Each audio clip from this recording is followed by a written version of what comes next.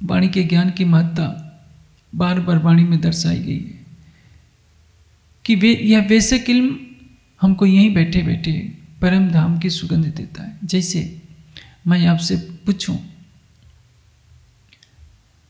कि पूरी वाणी का सार एक वाक्य में लिखिए तो क्या करेंगे आप? पूरी वाणी का सार है हक नजीक से हरक से। परम धाम में भी किसी को यह मालूम नहीं था कि राज्य मेरे प्राण के नली से भी निकट है। अपने हृदय में अपने प्राणेश्वर की अनुभूति की बात कहीं भी नहीं मालूम हुई। जागने के ब्रह्मांड में ये बात हमें पता चलती है। ये जरूर है, ग्रंथों में लिखा है। संसार के मनीषी जन इस पर चिंतन करते रहे हैं। मनुष्यों ने केवल इतना कहा कि हृदय में आत्मा है। हाँ, किसी किसी ऋषि ने जरूर कह दिया कि आत्मन तिष्ठत अंतरो यम आत्मा न वेद।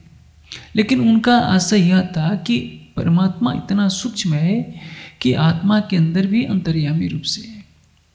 पूर्णतः दृढ़ता उनकी भी नहीं रही। ये ठीक है कि जब ऋषियों ने ऐसी उक्ति कही, उस समय मूर्ति पूजा नहीं थी, मंदिरों की परंपरा नहीं थी।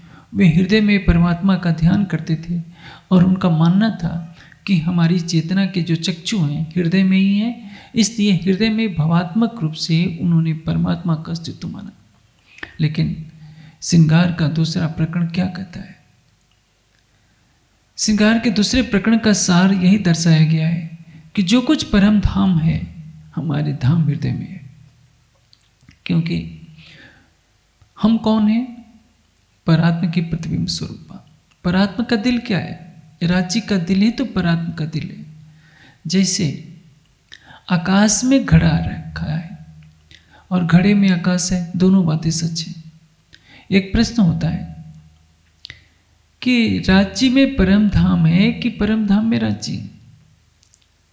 सबको मालूम है परम धाम में राज्य कहाँ है इस समय? मूल मिलावे में। राज्य श्यामा जी मूल मिलावे में तो बैठे हैं, सब सखियां भी मूल मिलावे में बैठी हैं। तो प्रश्न ये होता है कि मूल मिलावा पहले है या परम धाम पहले है कि राज्य पहले? यदि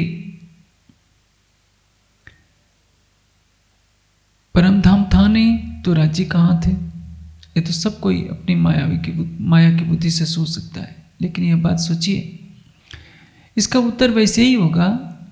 पूछा जाए कि पहले फूल हुआ कि पहले सुगंध हुई, पहले गुण हुआ कि द्रव्य हुआ?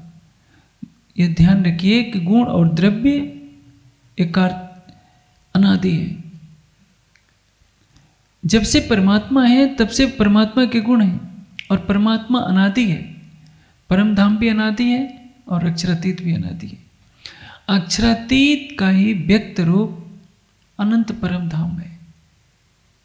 और अक्षरातीत को जब हम व्यष्टि रूप में देखना चाहते हैं तो उसको मूल मिलावे में देखते हैं। जैसे अनंत आकाश के बीच में एक छोटा सा घड़ा रख देते हैं। आकाश घड़े के अंदर भी है और घड़े के बाहर है। घड़ा आकाश में है और आकाश में घड़ा है, दोनों बातें चलती हैं। उसी तरह से राज्य के दिल से ही पूरा परम धाम व्यक्त हुआ है। राज्य परम धाम में है और संपूर्ण परम धाम राज्य के दिल में है। उसी तरह से हर ब्रह्मात्मा के दिल में पूरा परम धाम समाया हुआ है। राज्य के दिल के अतिरिक्त परम धाम में कुछ नहीं है। श्यामा जी, सखियाँ, अक्षय ब्रह्म, महालक्ष्मी, खूब खुशहालियाँ, पशु पक्षी 25 पक्ष सभी राज्य के हृदय के ही प्रेम और आनंद के व्यक्त स्वरूप है। ऐसी स्थिति में यदि हम राज्य की महिमा का गायन करते हैं तो जिस राज्य को हमने देखा नहीं तो हमारा जीवन अपने लक्ष्य से भटक जाएगा।